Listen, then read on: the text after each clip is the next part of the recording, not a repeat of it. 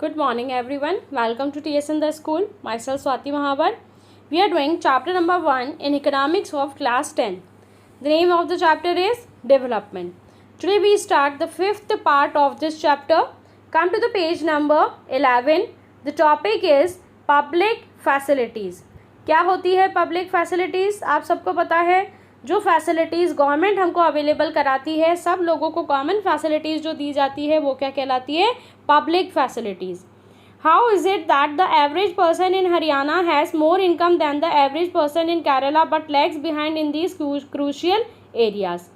अब हमने क्या देखा था कि हरियाणा के अंदर पर कैपिटा इनकम क्या है? ज़्यादा है, लेकिन केरला जो है दूसरी चीज़ों में, लिटरेसी रेट में और नेट अटेंडेंस रेशो में क्या है? ज़्यादा है. तो ऐसा कैसे हुआ? The reason is money in your pocket cannot buy all the goods and services that you may need to live well. इसका मतलब ये कि आपकी जेब में जितना पैसा है उससे आप सभी चीज़ें नहीं खरीद सकते हो. कुछ चीज़ें ऐसी हैं जो आपको गवर्नमेंट अवेलेबल कराएगी, जो कलेक्टिवली आपको मिलेगी. So income by itself is not a completely adequate indicator of material good and services that citizens are able to use.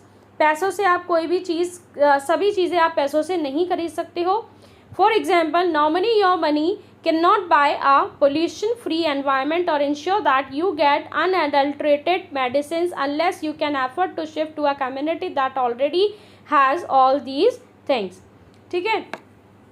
अब आपके पास चाहे जितना पैसा हो, लेकिन उस पैसे से क्या आप पोल्यूशन फ्री एनवायरनमेंट खरीद सकते हो? नहीं खरीद सकते हो. ये जो एनवायरनमेंट है वो आपको गवर्नमेंट अवेलेबल कराएगी और कलेक्टिवली सबको मिलेगा. Money may also not be able to protect you from infectious diseases unless the whole of your community takes preventive steps. ठीक है, आपके पास पैसा है तो इसका मतलब ये नहीं है कि आप किसी भी इन्फेक्शियस डिजीज़ से क्या हो जाओ? बच जाओ. जैसे कोरोना है, ये क्या है? इन्फेक्शियस डिजीज़ है. तो क्या इस इन्फेक्शियस डिजीज़ का आप खुद अकेले इलाज कर सकते हो? आज जो वैक्सीन आई है, आज जो मेडिसिन जो दी है वो किसने दी है? गवर्नमेंट ने दी है. गवर्नमेंट के बिना आप इन्फेक्शियस डिजीज़ से बिल्कुल बच नहीं सकते हो. इन्फेक्शियस डिजीज़ का प्रिवेंटिव आप नहीं ले सकते हो. ठीक है. Actually for many of the important things in life the best way also the cheapest ways to provide these goods and services collectively. अब पब्लिक फैसिलिटीज़ के अंदर क्या होता है? गवर्नमेंट आपको अच्छे तरीके से सस्ते दामों में चीज़ें अवेलेबल कराती है, क्योंकि यहाँ पर सिर्फ एक पर्सन के लिए प्रोडक्शन नहीं होता है, बल्कि सबके लिए एक साथ प्रोडक्शन होता है.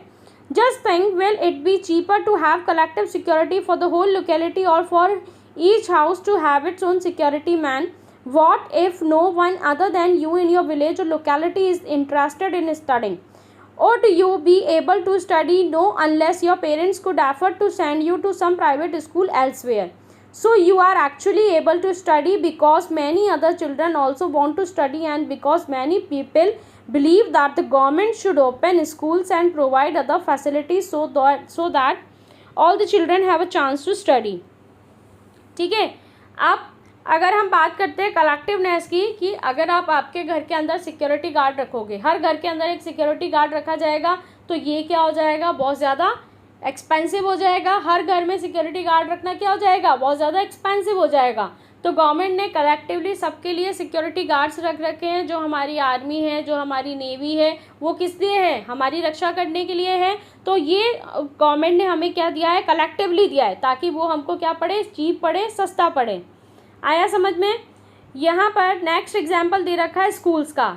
जो पेरेंट्स स्कूल का फ़ीस नहीं अफोर्ड कर पाते हैं, अपने बच्चे को स्कूल अच्छे स्कूल्स में नहीं भेज पाते हैं, प्राइवेट स्कूल्स के अंदर नहीं भेज पाते हैं, तो उनके लिए गवर्नमेंट ने क्या फैसिलिटी अवेलेबल कराई? गवर्नमेंट स्कूल्स की. गवर्नमेंट स्कूल्स ओपन कराए ताकि बच्चे वहाँ जाकर अपना एजुकेशन ले सकें.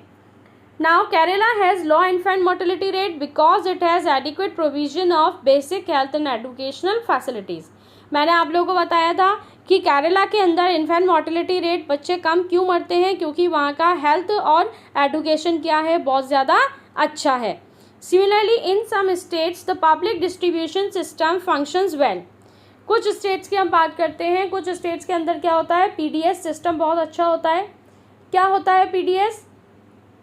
Public distribution system. Public distribution system के अंदर क्या आता है? राशन शॉप्स जानते हो आप लोग, जहाँ पर 2 रुपीज़, 3 रुपीज़, 1 रुपीज़ बहुत ही सस्ते दामों में गेहूँ, शक्कर, कैरोसिन, ये सारी चीज़ें वहाँ पर मिलती है, मतलब जो बेसिक हमारे नीड्स होते हैं वो वहाँ पर हमको मिलते हैं। Health and nutritional status of people of such state is certainly like to be better. ठीक है, अब कुछ स्टेट्स के अंदर क्या है, पीडीएस, अच्छा पीडीएस सिस्टम है, यानी कि लोगों को राशन बांटने का बहुत अच्छा सिस्टम है, जिसकी वजह से सभी लोगों को अपना न्यूट्रिशनल फूड खाने को मिल जाता है। आया समझ में? जब इतना सस्ता 1 रुपी 2 रुपी केजी में मिलेगा तो each and every person can afford that food. Okay, now come to the next page.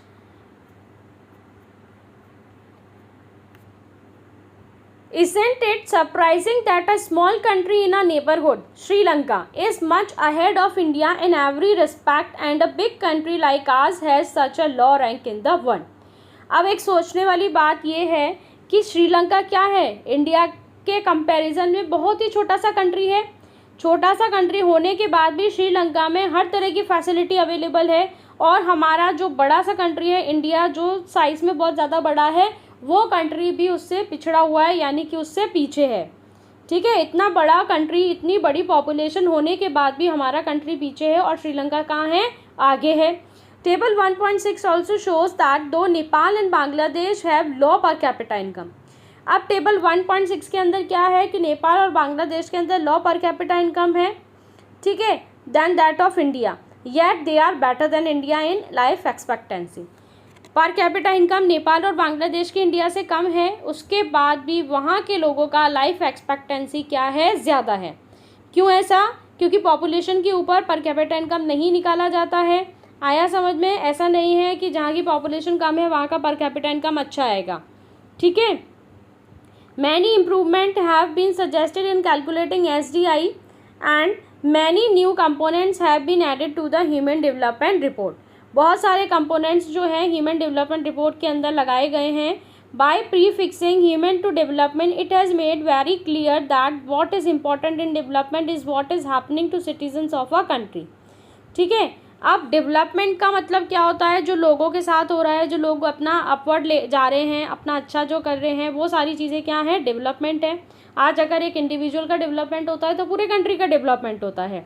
It is people, their health, their well being that is most important.